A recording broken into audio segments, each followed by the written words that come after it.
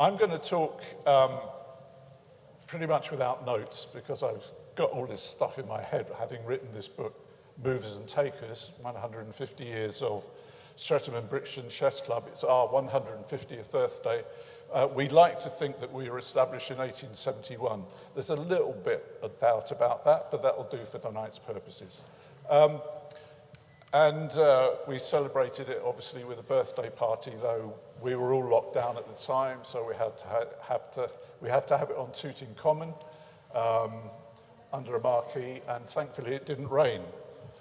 And we had a birthday cake. So we celebrated as best we could this year. This evening's talk. So very quickly, the ground I'm going to try and cover is as follows. I'm going to say something about the book, Movers and Takers, to try and whet your appetite. I'm not going to tell you everything that's in the book because I want you to buy it. So I'm going to try and whet your appetite.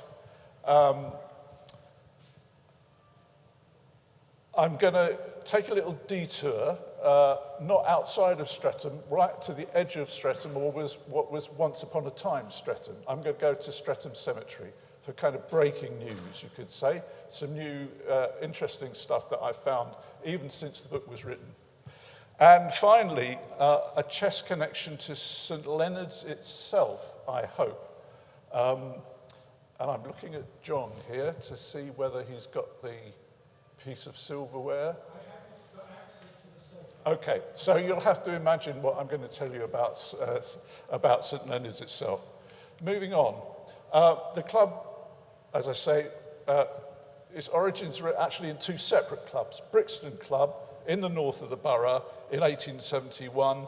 It was known as Endeavour at the time. It had a bit of a rocky start. It got established, moved south, ever southwards. Streatham started a bit later in 1890. It settled into the White Lion on Streatham High Road. A bit too noisy for chess these days, I'd have thought, but it had a good chess history there when it was a restaurant rather than a pub. And then Streatham and Brixton, they amalgamated right at the... They kind of disappeared during World War II, to be honest. They reformed, amalgamated in 1946, and have been going strong ever since. So the origins are in that period of time when people did it for themselves. No cinema, no television. They formed clubs and societies. Chess was one of the things that got people interested, social activity, along with tennis. And I was stunned, actually, to discover that Telford Park Tennis Club, up at the top of the hill there, in the back doubles, claims to be founded in 1880 and says it's the second oldest tennis club in London. Interesting fact. Cycling, of course, was very popular, became more popular, especially as it was attractive to women, as that photograph shows. And bowls is another example of activity bubbling up in the second half of the 19th century. There was a chess explosion in southwest London. There was a chess explosion all over London, but in southwest London, it's possible to identify a number of clubs going back to the 1870s. That includes Endeavour, a host of clubs bubbling up in the 1880s, and I've ringed Nightingale Lane because I want to come back to Nightingale Lane Chess Club later on in this talk. And Streatham in the 1890s, it was when it really became active and established.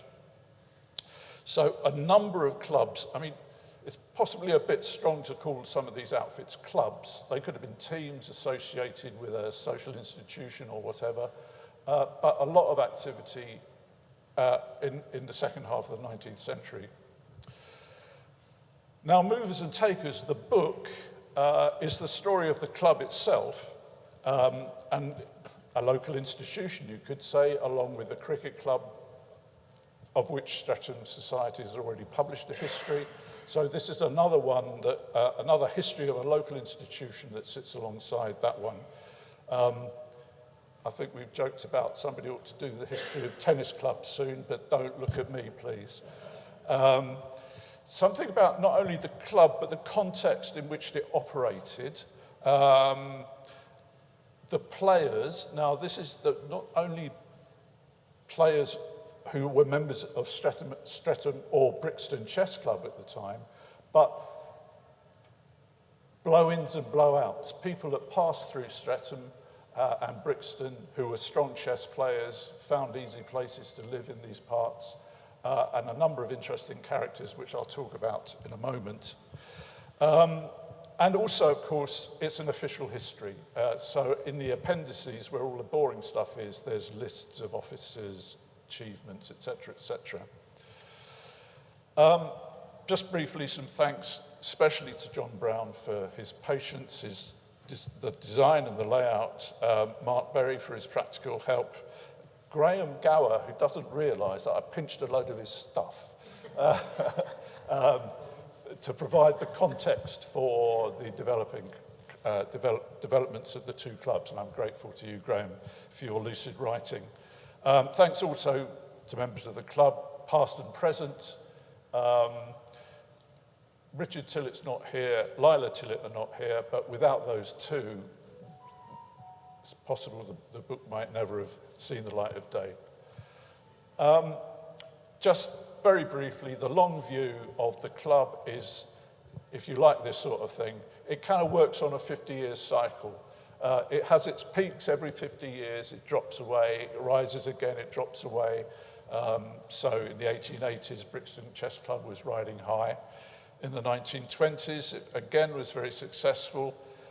In the 70s and 80s, when the two clubs really reached their peak, the amalgamated clubs reached their peak, it won just about everything. It was one of the strongest clubs in the country, and it won the National Club Championship in 1985.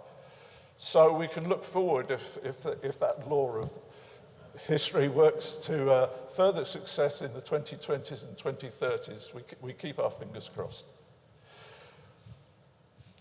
That is a list of the chapters. It's quite comprehensive, the book. I'm going to make this thing work here. Early endeavours in North Brixton. Streatham gets its club. There's a hiatus in World War I, though some interesting things happened chess-wise. There was another hiatus in World War II, and then Streatham and Brixton Chess Club formed. Post-war, the baby boom, etc., etc. So there's quite a lot of meat in this book, and it is what you might call a serious history of the two separate clubs, then the amalgamated club. This character up here is Mephisto, an example of Victorian eccentricity, you might say, a very interesting, wirelessly driven chess automaton. People puzzled over how it worked. There's still a bit of a mystery how it worked. There is a brains behind it somewhere, of course, but they were in the room next door, and that was the mystifying thing about Mephisto. We'll come back to him perhaps a bit later. So, final point about the book, you don't need to play chess to enjoy the book, I hope. There is a bit of chess in it, but I've collected it all in an appendix where I've given some, what I've called historic games, some interesting games played more or less one per decade in the life of the club, involving a club member or somebody closely associated with it. Not only grandmasters and the high flyers, but ordinary club members. So that's an example on the right involving a couple of chaps playing in World War I, as it happens, and down the bottom are the moves of the game.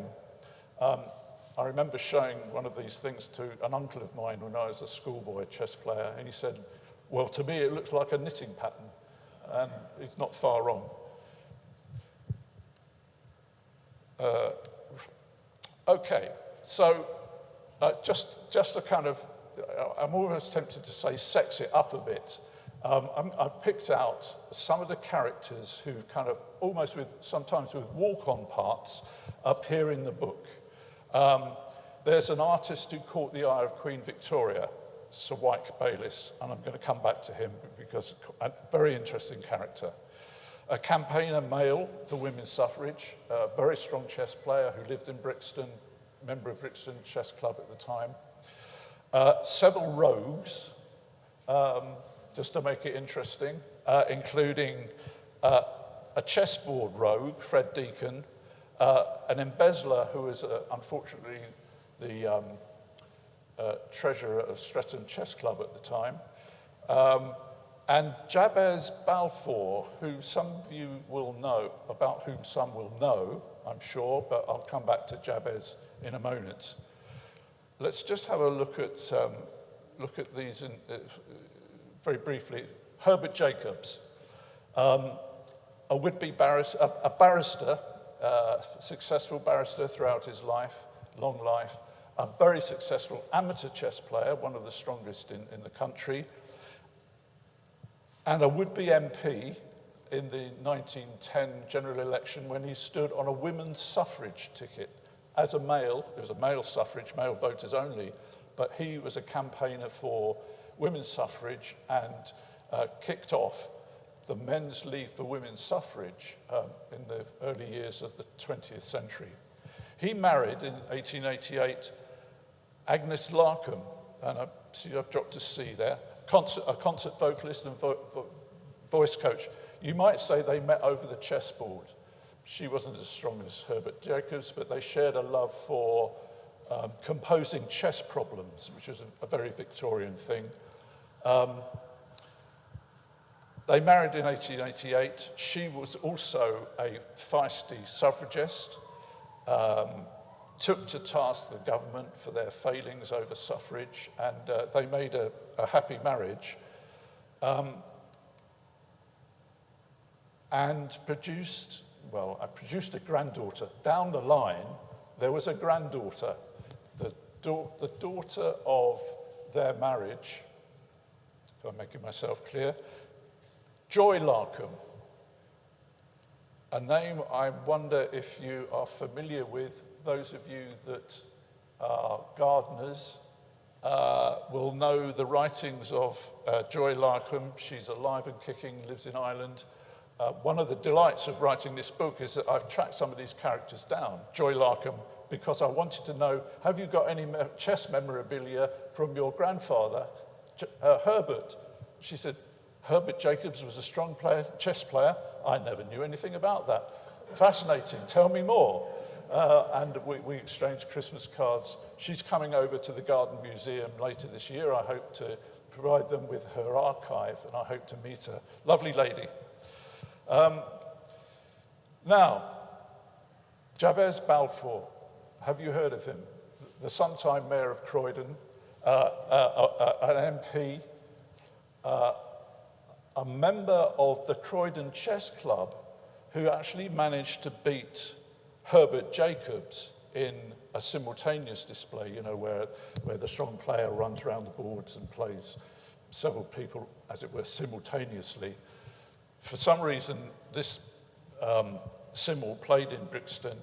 They invited the mayor of Croydon along. Jabez must have been a mate of Herbert's because of the Liberal Party connection. All well and good, except that Jabez Balfour was a complete rogue. And those of you that have perhaps read the excellent book by David Mackey about the doings of Jabez Balfour will know all about him. He created the Liberator Housing Society, encouraging, what do we call them these days, the just about managing to invest their money in this very dodgy scheme he set up. He, in order to boost the image of the society, he paid himself and his shareholders loads of dividends, which they didn't have the money for, but it looked good. They passed money between the various companies that he owned in order to boost its profile. He invested, what he did invest in was not homes for the poor or the striving, but rather silly schemes such as trying to build a pier on the Isle of Wight, which the locals said, well, we washed away in the first tide. He ignored the advice, and of course it was washed away in the first tide. So Jabez was a rogue and an embezzler. He was exposed in 1892. He fled to Argentina. He was tracked down in Argentina by would you believe, Inspector Frost of Scotland Yard, bundled back to face the music, and spent 14 years in jail as a consequence. So, a bit of local colour for you. The cast of characters continues with a concrete manufacturer with a private art gallery, first president of Streatham Chess Club, not a rogue, but an entrepreneur, a chap who lived on his wits in those Victorian times. An automaton who played chess by wireless, and that was Mephisto. The brains behind Mephisto was a local grandmaster, Isidor Gunsberg, whose birthday was just on the 1st of November, as Mark pointed out in one of his tweets. Very strong chess player who directed Mephisto wirelessly from the room next door. People had to pay to play, would chance their luck, but of course he made a packet. He needed it because Gunsberg was almost always impecunious. And he won most of his games, but he would never beat a lady. We also have a murderer who played chess in Bedlam, lived in Balham, and did his unpleasant deed in Balham. Quickly moving on, a double suicide with failed investments in South Africa, and rather sad story, two brothers who invested unwisely. And the story goes, as reported in the press, they played a last game of chess together before swallowing cyanide. Very bleak tale, but you might say pretty typical of what went on in Victorian England, Victorian Britain. The wickedest man in the world, no need for me, I would have thought, to tell you who that person is, a son of Streatham, Alistair Crowley, of course, a pretty decent chess player, president of the Cambridge University Chess Club in his time, wrote a chess column, swanned around Europe, playing chess whenever he could. After, two World War II code breakers with a Streatham connection, a classroom of enthusiastic school students and a child prodigy. This is post-war when the baby boom fed through, state education expanded, a lot of interest in chess, and especially in Eardley Road, Battersea Grammar School, which of course by then was in Streatham, and one child prodigy, Linda Bott, an amazing young woman, and some nods of recognition. A load of 20-somethings noted for hijinks on and off the chessboard. This was the period of the 1970s into the 1980s when, after university, a number of graduates came into Streatham and lifted the quality of the club and its success, and were responsible for the 1985 success in the national championships, club championships.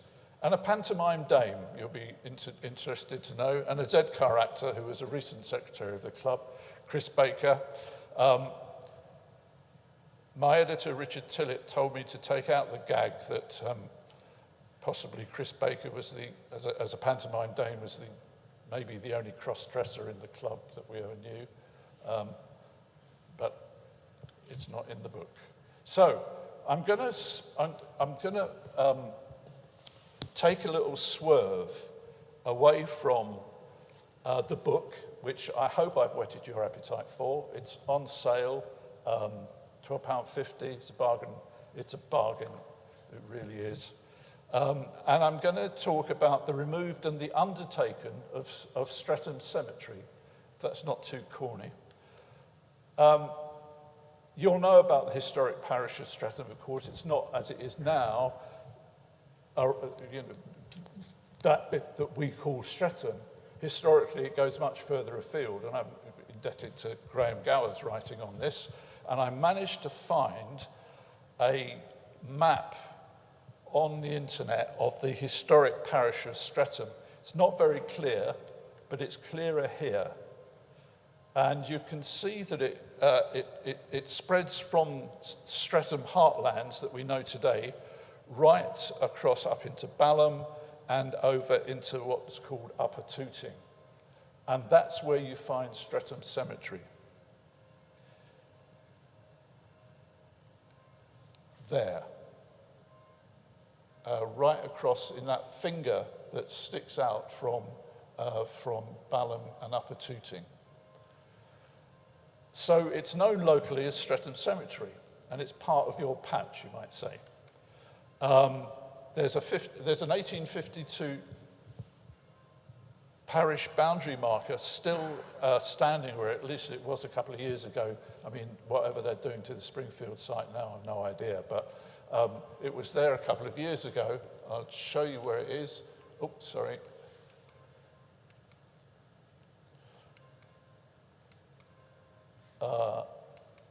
It is there, that westerly edge of the old historic parish of Streatham, 1852 parish marker. There's the grand entrance on Garrett Lane. Some of you may be familiar with it. It opened in 1893, and I've managed to find that picture of how it looked just a few years after it opened. And 130 years later, it's full of graves, and some of them quite impressive Victorian monuments. Very peaceful, very beautiful place. I've discovered it through lockdown. It's a lovely place to stroll, to get away from things, to see the wildlife. And I'm giving a plug for the Friends of Streatham Cemetery, who are keeping it going and trying to improve it all the time. In Streatham Cemetery, that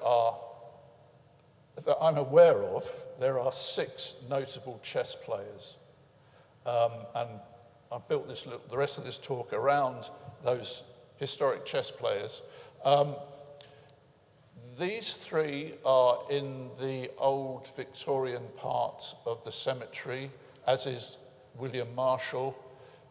Henry Bird is in there somewhere, not quite sure where. I mean, just to make the point that these graves are visible and I've found them. We know where Henry Bird is somewhere, and there's a final one further up in the more recent part of the cemetery, whose grave is a bit dilapidated, and I'll come back to them if there's time. So I've said a work in progress, the removed and undertaken of Streatham Cemetery. This is who they are. Now, there's a lot of detail on that table, and you're not going to be able to read it all, but I'm going to unpick it row by row. And we can start with this wonderful old picture that's done the rounds in the chess press. Often people say, but who are these characters? And I've made a bit of a stab. It was a garden party at Dr. Dunstan's residence. I'll come back to him in a moment.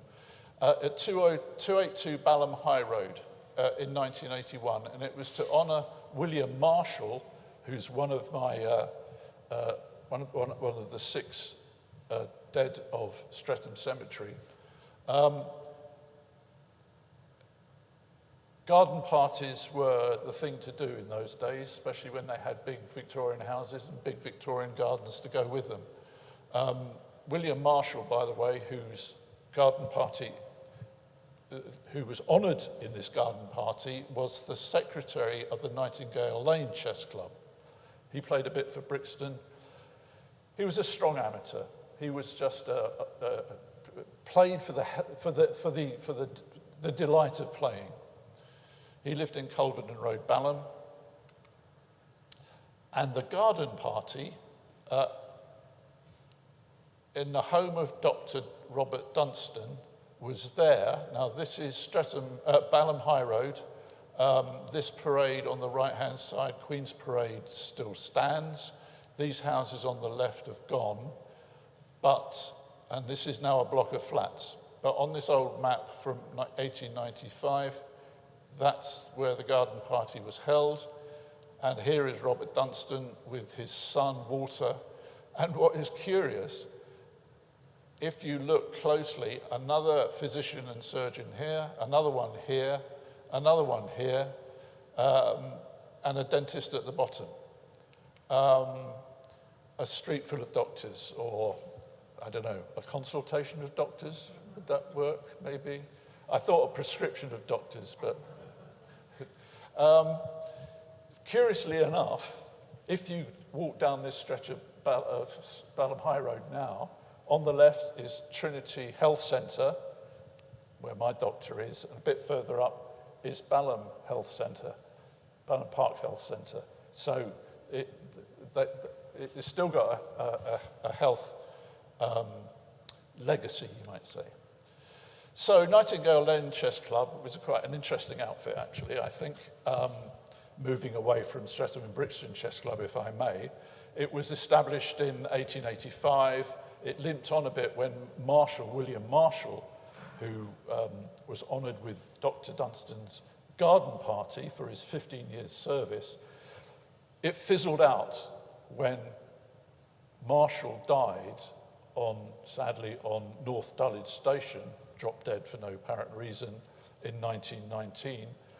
And as often happens with clubs, whether they be chess clubs or tennis clubs or bowling clubs, as soon as the enthusiastic leader, the energetic one, passes on in one way or another, the club goes into decline. And in this case, it fizzled out in the 1920s. You might say it was between the commons, Clapham Park and Balham, and it managed to, I don't know, poach, if that's the right word, members from Brixton Chess Club, and I suspect the reason was it was much closer to go to a chess club in, let's say, Balham than it would be to trek all the way over to Brixton by whatever means of transport you could find at the time. So these chaps, perhaps enthused by William Marshall, created their own chess club. And another example of an incomer who would have contributed to the party was Dr. Dunstan himself. He practiced in Acre Lane. He moved into Balham High Road and contributed to the success of Nightingale Lane. Sorry, wrong way. There's that picture again. Remember that the garden party was in the to honour William Marshall's 15 years. But who is William Marshall? Now, he's not identified, but for my money, given that the party was in his honour, he would have been in the centre of the photograph when it was taken. Quite a big deal to have a photograph with that number of people, big setup. So William Marshall almost certainly would have been at the front, and I'm guessing the chap in the boater is him.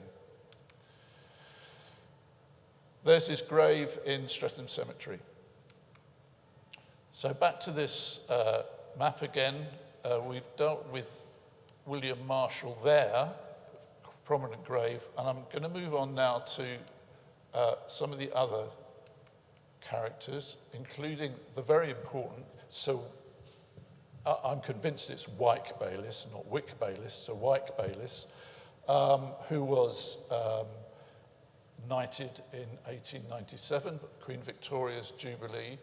He was a prominent chess player, prominent in local chess circles, Brixton, Streatham, Surrey, and latterly Nightingale Lane Chess Club, but he was also an artist and president of the Royal Society of British Artists, which was an outfit established to compete with the rather fusty old Royal Academy that had ossified. There's his grave, rather fine grave, sinking slowly into the mud, it seems to me. And when he died in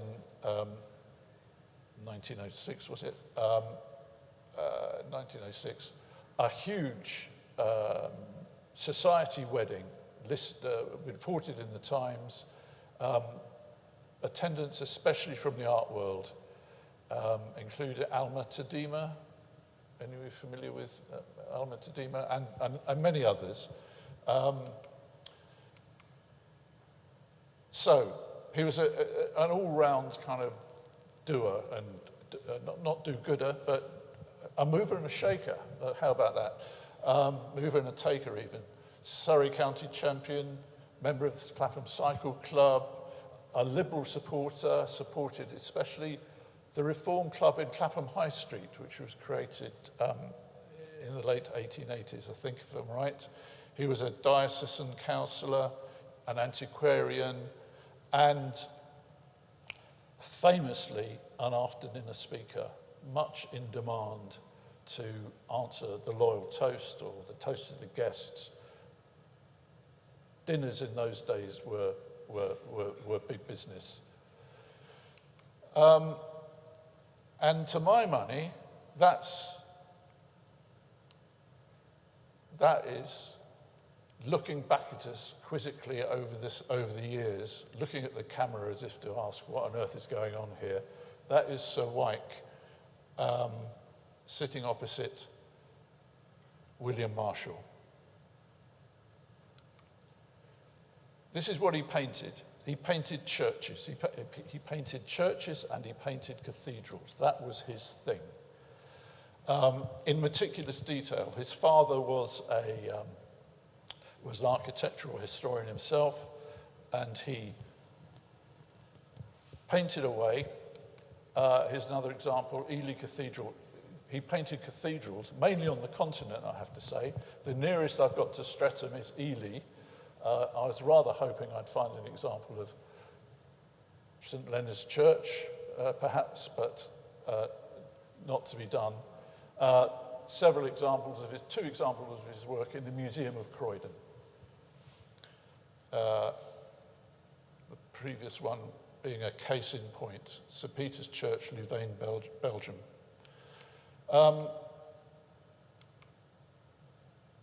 Over 100 of pictures of that sort. He was just well known. People just marveled at his ability to churn out picture after picture of cathedrals. Over 100 such things in that period of when he was involved with the Society of British Artists. So much so that he was described as an inventor of his own genre. And moreover, being a chess player, in his many speeches, he was fond of chess homilies. We'll come back to him in a moment. We'll just take a quick circle around Henry Bird, who, of all of the dead chess players in Streatham Cemetery, was the strongest and the most well-known at the time. He lived in Chetwood Road, just behind Tootingbeck Station, in the last years of his life. He was a chess semi-professional and well-known and loved by the chess public for his romantic style. He was also a railway accountant as a professional, specialising in the costing of railway timetables, which, given the explosion of railways at the time, quite a useful discipline to be involved in. There he is in that photograph in his bath chair, a martyr to gout near the end of his life. He died in 1908 and he lived the last few life in Chetwood Road. John Ruskin, also of this parish, you might say, a bit further over, Herne Hill, was a great fan of Henry Bird. Wrote to him constantly. Bird complained about it. Ruskin wrote to him advising him how better to play. Ruskin himself was president of the British Chess Association, so he was quite involved in the organisation and administration of the game, and paid several visits to play another chess automaton, Ajib. This is another of these wonderful Victorian characters. This time the human brains, as it were, much to the mystification of the paying public, was actually inside the contraption. And you can see the open doors here. These were opened ceremoniously by Charles Hooper, its inventor, under the fez. They were opened ceremoniously as if to demonstrate there was nobody in there. There's nobody up there at all either, because there was a system inside which allowed the real human to slide backwards and forwards whenever the doors were open to avoid detection. This is a picture that John Brown found for us, wonderful picture. There's Charles Hooper under the fez, the inventor, and one of the players in Ajib, which means wonderful in Arabic, by the way, was an American player, Harry Pillsbury, which we'll come back to, perhaps. So I'm looking at the time. 5 minutes. Well, we'll get up to refreshment break before I pause, maybe. So I just want to say a bit about James Whistler, who was an artist that you may have heard of, an American, famous for the gentle art of making enemies. He painted, but he was also a waspish commentator, and very happy to pick a fight if he could. And he managed to pick a fight with John Ruskin over this picture called Nocturne in black and gold, I beg your pardon, The Falling Rocket.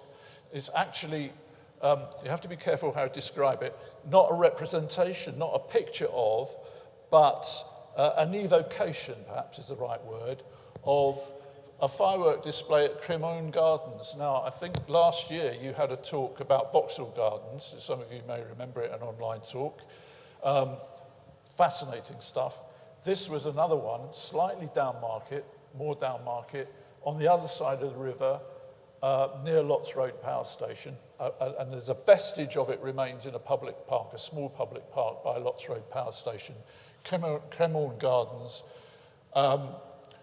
famed for its low life, its ladies of the night, whatever you want to call them. James McNeill Whistler was down there capturing, evoking the atmosphere of the place, I guess you could say. John Ruskin didn't like it at all. John Ruskin was apoplectic. John Ruskin said it ought not to have been admitted to a gallery. Such an ill-educated conceit of the artist so nearly approached the aspect of willful imposture. I had never seen and heard so much of Cockney impudence before now. I have never expected to hear a coxcomb ask 200 guineas for flinging a pot of paint in the public's face. This is Ruskin on his high horse, mustering as much invective as he could. And of course, he was a prolific polymath. And by the way, if anybody ever wanted to know what a coxcomb was, which, by the way, the judge at the trial had to have it explained to him, a coxcomb was worn by a masquerading fool, and that little arrangement at the top is the coxcomb, and it was worn as a sign that this person is a fool, a jester. Whistler sued for libel, and there was a trial of Ruskin. In his absence, he didn't turn up, in 1878. And Whistler had his field day here. Whistler had his field day, and to read the transcript of the trial makes for quite entertainment reading. So the Attorney General, who was somehow the defender of Ruskin, cross-examining Whistler, how long, Mr. Whistler, can you tell me how long it took you to knock off that picture? I don't know what the American accent, we'll try the American accent. I beg your pardon. I was 2 days at work on it. Is that for which you asked 200 guineas? And this is just a magnificent reply, classic Whistlerian reply. No, I ask it for the knowledge of a lifetime. Applause. And of course, Ruskin got a farthing damages, which, by the way, by which time Whistler was ruined because he had to pay for the cost of the trial, had to flee London, go to Paris, and so on and so forth. I might pause in a moment. One of the things that my habit as a would-be chess historian, whenever I encounter a figure, public figure, historical or current, I ask, well, but could they play chess? I amuse myself by doing this and Googling to find out. In the case of Whistler, possibly not, but he did a chess sketch, which is close enough for me. There it is from 1852, and his classic Whistlerian pose there with his cane, and he's watching this game of chess. Whether he knew what was going on, who knows, but close enough. If I may just tempt you by another couple of minutes, public enemy number one, or rather enemy number two for Whistler was actually Wyck Bayless. And they had a scrap over, well, the nature of art. I mean, look at the difference between Whistler on the left with this smoky evocation, an arrangement of colour, a nocturne, as he would call it. He would say it is not a picture of the Cremorne Gardens, it is an evocation of the atmosphere, and it's an arrangement of colour. Whereas Wyck Bayless, the Michelangelo of Middlesex, as Whistler teased him, goes for this detailed analysis of the structure of the building, done in fine detail. He was meticulous in his preparatory drawing, and you couldn't, well, chalk and cheese, I suppose, comes to mind. They had a scrap over the presidency of what was to become the Royal Society of British Artists. Whistler was president. Sir Wike got him out in 1882, and it's a much a clash of artistic style, but also artistic policy. Whistler stood art for art's sake. He wasn't interested in a representation, he was interested in a picture as a picture, art for art's sake, and he wanted to narrow down the exhibition policy of the Society of British Artists so that it was by selection only, guests only, whereas Wike, and if I may chance my arm with this epithet, was art for God's sake. If cathedrals were God's architecture, then he was interested in art for what it stood for in a transcendental sense. And he supported an open exhibition policy so that his view was get them all in, stack them high, whatever the quality of the pictures.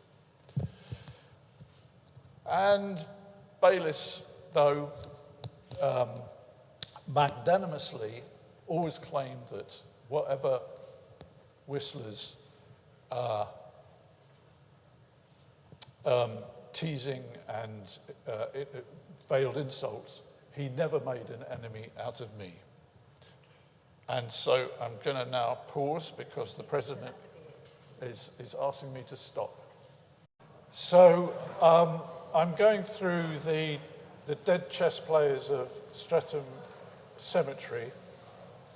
I had thought of calling this talk the Dead Players Society, but been annexed already. So on to an interesting pair. Reginald Wyck Bayless was the nephew of Sir Wike, and they were obviously very close. They must have played chess together. I think, in fact, Reginald learnt chess from Sir Wike. He was a maths master at Whitby School, a minor chess player, but he's in the record, playing county chess, playing for Clapham Chess Club, and so forth. Not a heavyweight in any means, by any means, chess-wise. He produced a maths primer when he was a teacher, a kind of crammer, really, how to pass city and guilds, or whatever they had in those days. Almost more interesting, and almost to the extent of outshining Reginald, was his extraordinary wife, Ella. Ella, née Graham Simpson, who came from a prominent family in Newcastle. And she was a talented author and playwright, producing some very interesting stuff, until, I regret to say, she married Reginald in 1898, when she appeared to have stopped. Which is a sad story in itself, especially as they never had any children. So here's Reginald, a picture kindly provided by Whitgift School from their archives, looking very four-square and in jaw and in suit, you might say. Married Ella in 1898, and she died in 1914, in the same year as Sir Wyck Bayless's wife Letitia died. So for Reginald, it would have been a real double whammy. And there is the remarkable statuesque-looking Ella Graham Simpson. Now, why was she so interesting?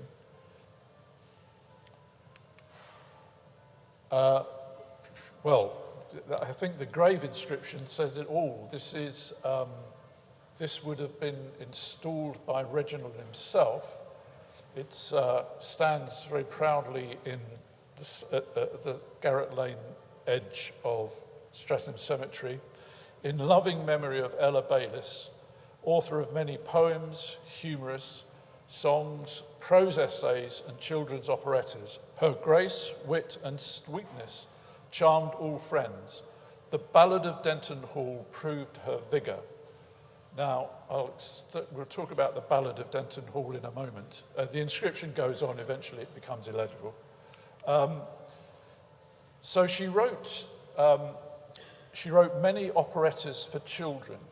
Not only did she write them, she set them to music, she designed the costume, she designed the mise en scène. She was obviously a very talented woman. Here is an example of her work.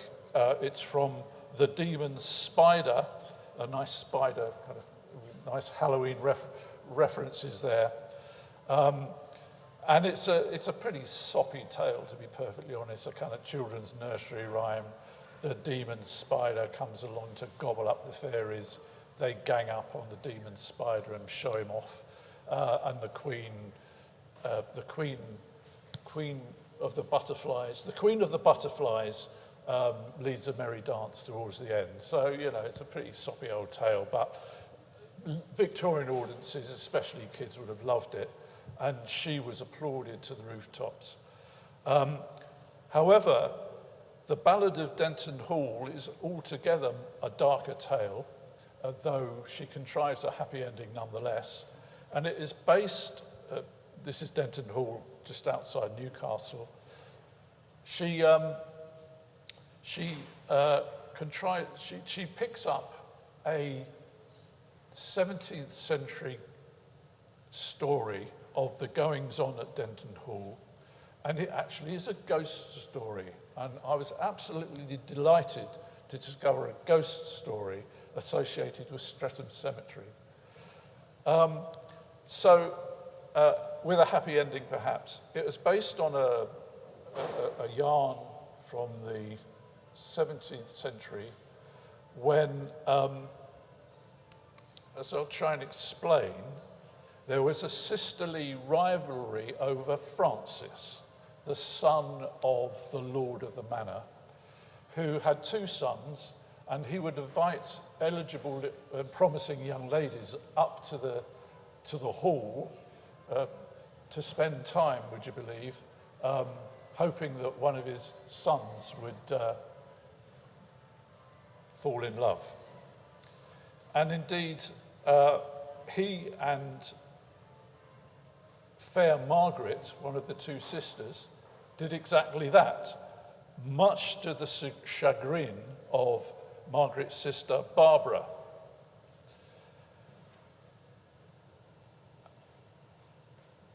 Barbara disposes of Fair Margaret, stabs her with a shriek upon her sister's name, and is driven mad by guilt for the murder. She flies into a secret passage. This is it's not coming out very clearly, is it? She flies into a secret passage. Her spirit may not rest, and she disappears as a ghostly form, to reappear now and then as the silken shade. She's always seen in a white shroud, silken shroud. In fact, later guests at Denton Hall in Victorian times attest to having seen this vision, and indeed some refuse to stay there because of the haunting. So Barbara is condemned as an undead, you might say, to wander the secret passages of Denton Hall. Her task for atonement is to warn the miners of the local area of any impending disaster. So, although she commits this ghastly deed, she atones for it, and the happy ending, the nice twist, is that Francis, heroic young man that he was, went off to war and took a bullet in a battle, and passed over to the other side, where he was reunited with Margaret, his loved one. So, if you've got the gist, the ghost story has a happy ending, which fits in with the kindly nature of Ella Graham Simpson, I think. She manages to contrive even that a ghost story and a murder story has a happy ending. So there we are. That was the very talented Ella Simpson, who died in 1914. Reginald, by the way, remarried, and we've only discovered this very, very recently with the help of the local people in Streatham Cemetery. She remarried, but what's so interesting, if you find this sort of thing interesting, is that the grave monument, it mentions Reginald, it mentions Ella, but there's no reference to the second wife. Okay, I'm moving on now to the last two people in Streatham Cemetery that are of interest, the last two chess players. Frank Steadman was a Brixton Chess Club heavy hitter, I mean, in the sense of a very strong leader for the club, a decent player, and had a very impressive World War I record. He, as a dentist and a surgeon at the front. His wartime correspondence is in the Imperial War Museum. It's, I say, an interesting read, but it's a very stirring read. He talks about the conditions in the trenches as a doctor. He talks about the terrible conditions in the trenches. He talks very sympathetically about the morale of the men, about reasons for malingering. And he also writes home to his wife about the landlords back in Brixton who are trying to extort money out of the wives of serving officers, and says to effect, come the revolution, we might deal with them. On the right there, I've reproduced one of my historic games, and I've tried to explain why I regard it as historic. It's because it was played in the trenches. And Frank Stedman writes to his wife about the many games of chess he played in the trenches, behind the lines, the people he played and formed comradely associations with whilst playing chess. And this is a particular game that was actually sent in by Private Warren, his opponent. It went into the Stratford News to begin with before getting recycled in the chess press. And what's kind of, from the chess point of view, what's amusing about this is that the moves that they played is known as the French defense. And of course, there they were in World War I, fighting to defend the French against against the German foe. He passed suddenly in the 11th of April 1943, age 62. There's another curiosity for me, and that is, what on earth does it say on the grave? There's an inscription which is pretty much eroded by time and by the kind attentions of the strimmers of the grass cutters of Streatham Cemetery. You can make out some words: sights and hope, reality, love's anchor. I'm desperate to find out what that might be. It could be a biblical reference. Love's anchor comes from Corinthians or something, I think. If anybody is into old medieval, old poetry or texts, I'd be really interested to know what that inscription says before it disappears completely with the ravages of time. The last character is Caris Colliver, who was an interesting chap, an all-rounder. He came up from Cornwall at the beginning of the 20th century. He was a complete all-rounder. There's his grave, bit of a mess. You would never know it was there. It was pointed out to me by his nephew, I think it was, who I got into correspondence with. Caris Colliver, we have a picture of him. He made up this photo montage himself. He's a bit of a self-publicist, and he perhaps had good reason to be. This is him playing, or apparently playing, Capablanca, one of the great giants of chess between the wars. It's a bit of a fiction because he says Capablanca, chess champion of the world. Actually, he wasn't at that stage. He was yet to become chess champion on the occasion when Colliver drew with him in a simultaneous display. So Colliver kind of varnishes the truth a bit. But you can understand it because he did so much in his life.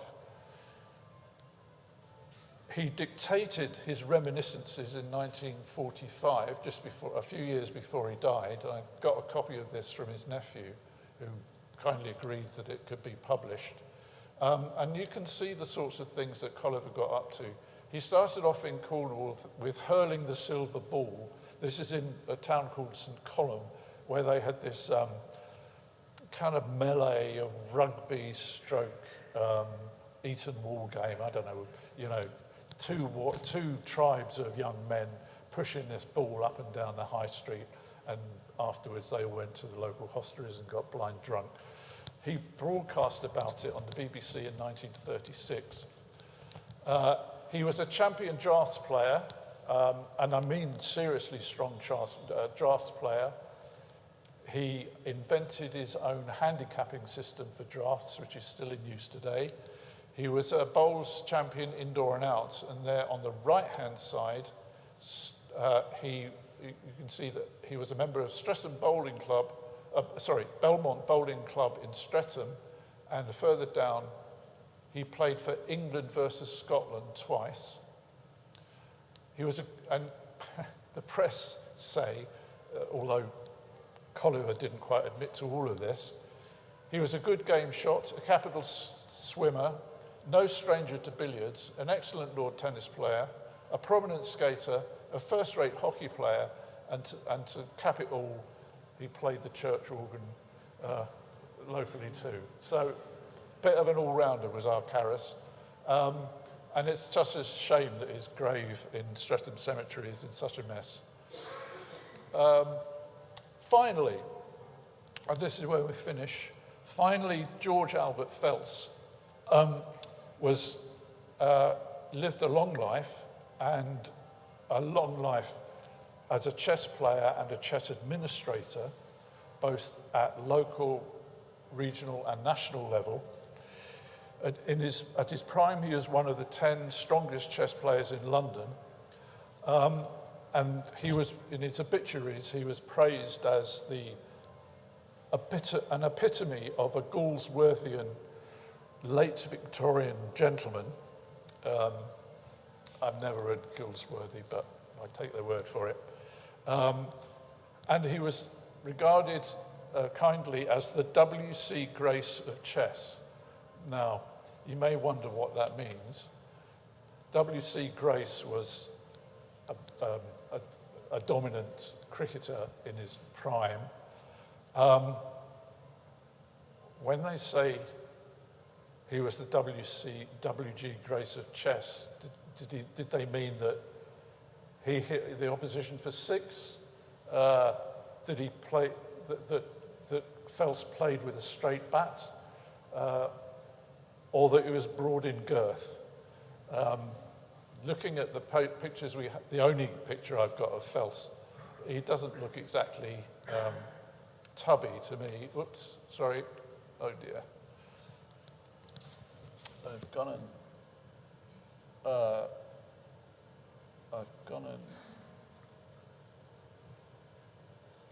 got it back, but I'm at the wrong end of the presentation. I need to go right to the end, and I'm not quite sure. You're not going to have to click all the way through. No. Let's get back and bring it down. You carry on talking, and I'll... We can perhaps get by without the picture, with a bit of imagination. George Phelps lived in Fairmile Road, at the back of Streatham Station. Bit of a dynasty he fathered. He had a son, Harold, who was another strong chess player, grandchildren who were also strong chess players, perhaps less so. But Phelps and his wife lived in Fairmile Road or throughout their lives. They worshipped here, I was going to say religiously, but certainly continuously, right the way through. They performed work. Thank you, John. They performed good works here during the war. Lived in Fairmile Road, son Harold, strong player, worshipped here at St George's, at St Leonard's, and the family, on the demise of George Phelps, donated this chalice to the church silver here, and it's at the moment safely locked away, I suppose. And it's still in use. So there we are. I think perhaps that's time to finish. I hope that's been of interest. Both.